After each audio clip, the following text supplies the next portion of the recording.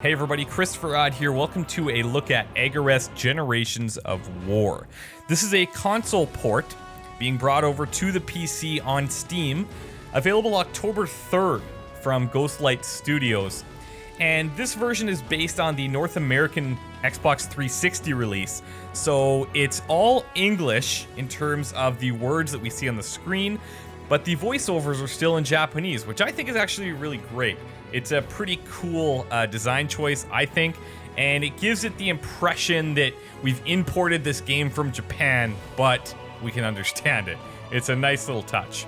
Now, what I want to do is take you through a very small chunk of Agarest Generations of War because it's heavily story-based, and I'm really sensitive to having things spoiled for me, so I'm going to show you guys a little bit of the battles, and I'll show you maybe a little bit of the post-battle stuff, as long as it's not going to spoil anything. So, I'm about, I'd say, an hour into the game, and I've got a little party here with me. So this is a girl that we have rescued, and this is somebody that protects her, in a sense. I don't really want to say a lot more than that, but what we're going to do is we're going to go into an event and probably have some battle sequences, and I can kind of show you what those are like, and go from there. This is a Japanese RPG, like, in every sense of the word.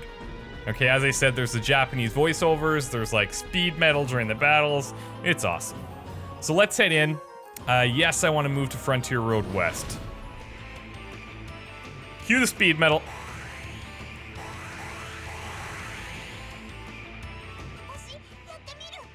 Okay, so this is the battle sequence, and it's broken into a couple of different sections.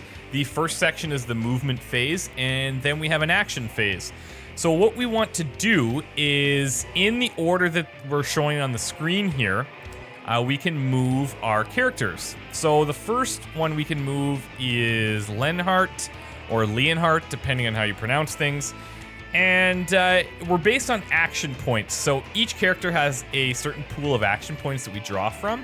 Each square would use up one of those action points, and the cool thing about the movement phase is that once you select where you want to move your characters, they don't move instantly. They don't move until the end of the movement phase, and then all of your characters and all of the enemies move at the same time. So for now, we're just going to advance a couple of squares up, and then we can also choose where to focus him.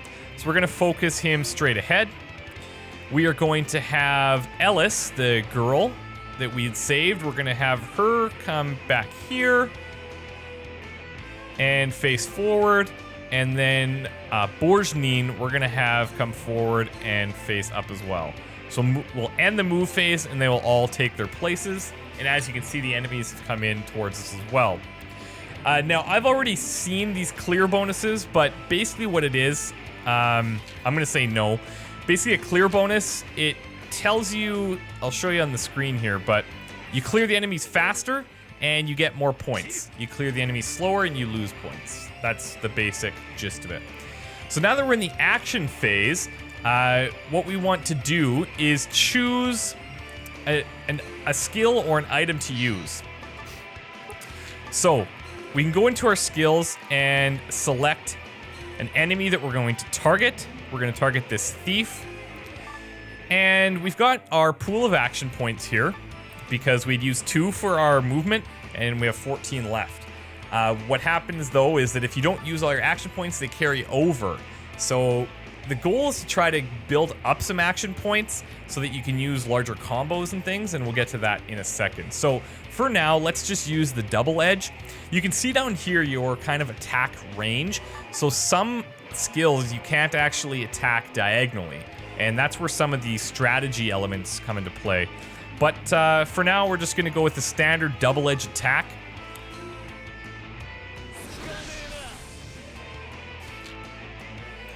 And I'm going to save the rest of the action points for the next turn.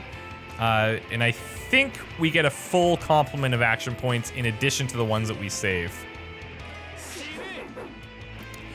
And so based on where they moved, they get to choose which, like this is the order in which all of your players go through their turns.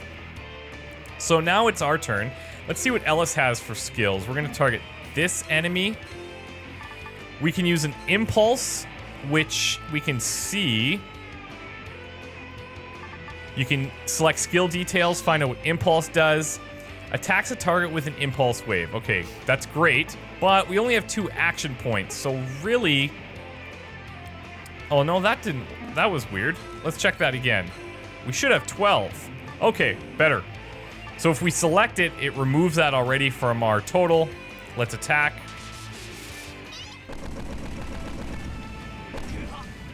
As you can see, she's a little girl, but she actually packs a little bit of a wallop. So we're going to take the rest and stand by. And then with Borjnin, let's check out his skills. Let's see if we can maybe finish this guy off. Let's go back and see. He has 94 HP left. So what do these ones do for us? 15. And then a rush. An attack that hits 4 times. Yeah, I like that. Or blast. Let's see what blast does. Shoots spirit energy. Okay, well, I like the sounds of rush. Yeah, that'll do. Okay, and then we're gonna stand by. So, back into the move phase. As you can see, we're up to 22 AP now. So I'm actually going to head to this square. And with her, we want to get a little bit closer. And I'm going to come this way so that if we can finish off this guy, then we can start working on the guy with full health. And those little links that you see, I believe that's sharing experience, or they're getting bonuses from being close to each other. Okay, do we want to learn about extra skills? So basically what extra skills are things that we can unlock through progressing our character. And you unlock them at certain levels, but one's at like 25, one's at 50, and it takes quite a while, so we're going to skip that for now. But what I do want to show you is some of the combos, because that's where things get pretty powerful.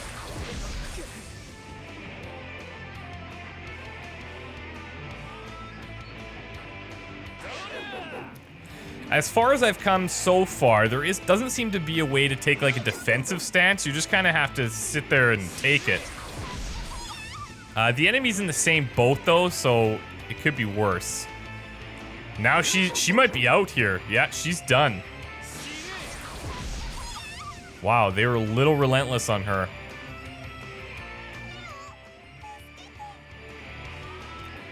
Okay, so let's see. We've got 21 AP now, so if we look at our arts, these are called, it gives you these combos that you unlock by just experimenting with different combinations.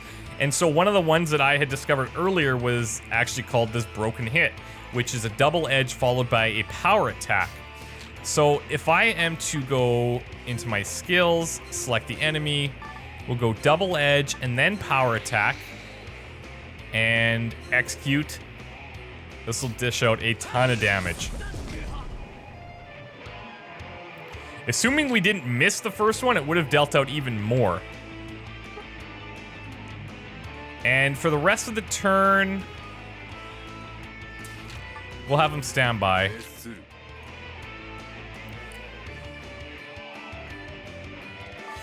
Okay, so we've got 16.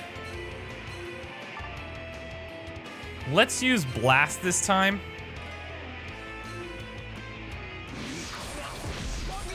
That'll work. That'll get rid of one.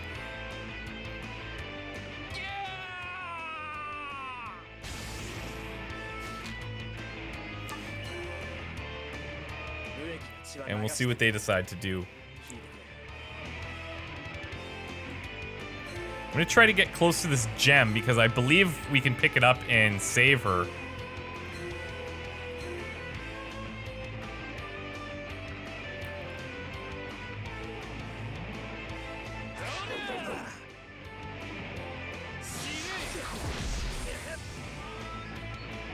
You can imagine, like, these are very low-level enemies. As the game progresses, you could see how things could get a little bit more dicey. So let's go double edge, power attack.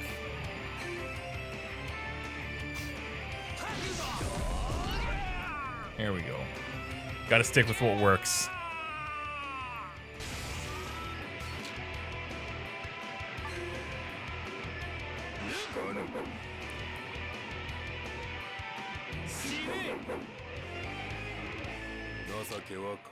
And this guy is your kind of stereotypical big tank. Works pretty well. Let's do Broken Knuckles. Oh, that's gonna hurt. Oh, and he hit the limit break too.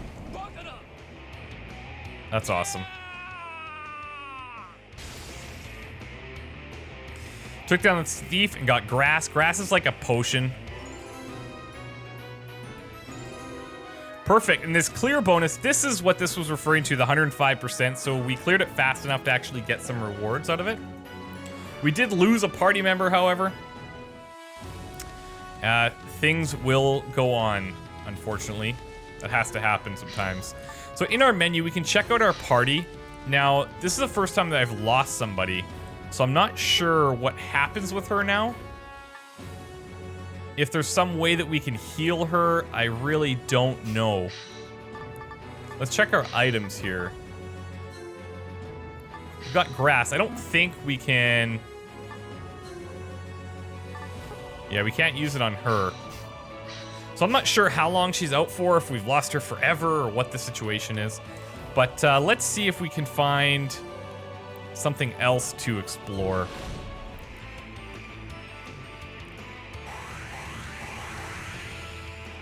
Right, so she is gone. I don't know if she's gone forever or a certain period of time, but we're gonna try and take on this group now with just the two of us, which should be okay.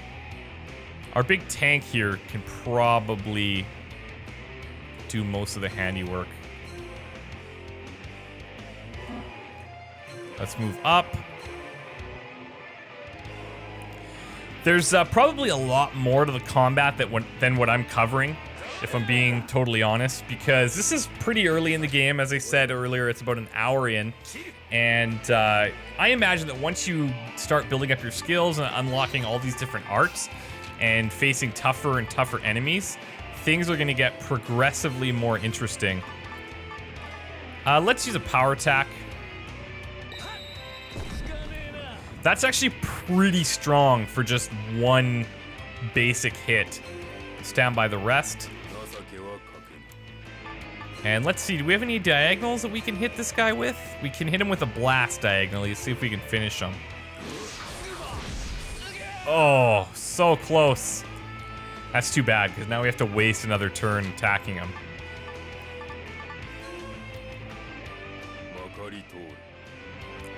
Okay, we're gonna now move towards these guys.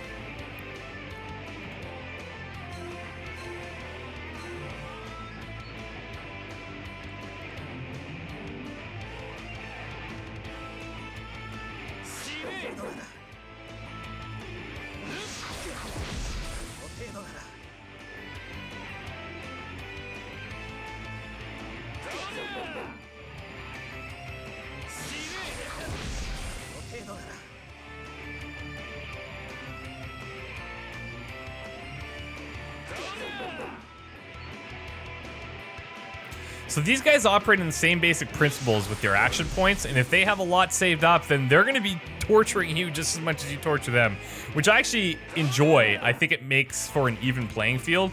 Lots of times in games, specifically strategy games, you kind of feel like the player has advantages that the computer doesn't.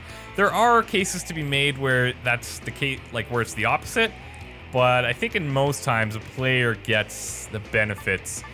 So we're actually going to use an item here. We're going to need grass and heal ourselves.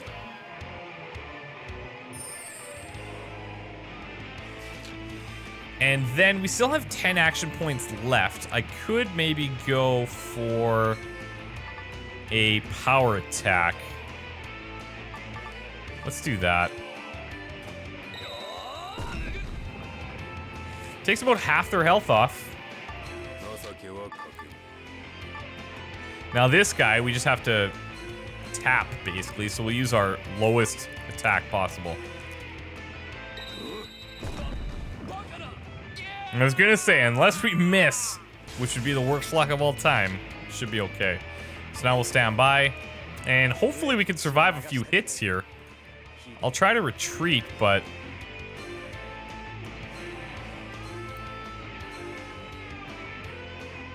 it hasn't been revealed to me yet what the highlighted green squares are that show up. Maybe that's something that they explain deeper into the game, but so far, I haven't learned about them at all. Okay, let's put these guys out of their misery here. Where's Neen? No, let's not target you. Let's target him. Let's do a combination of... let's go blast and then power attack.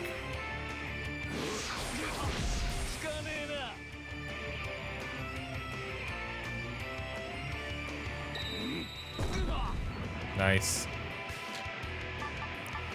Okay, so double edge and then power attack. So we'll stand by.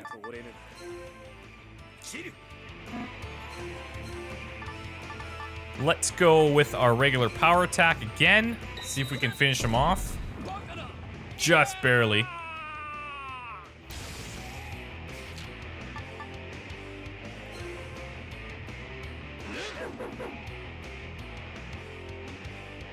This guy's using every ounce of strength to try and finish us, but it's not gonna happen. And I guess in these situations, you probably don't even need to move your guys, just because they have all the action points already. And there's no sense in wasting them. That's a strategy to employ at the start of your turns also. Let's see how much overkill we can do on this guy. So we have 23 action points.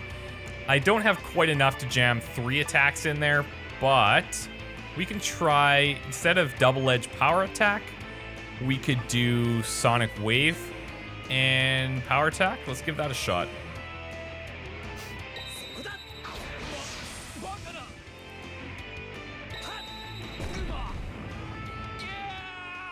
Overkill is right.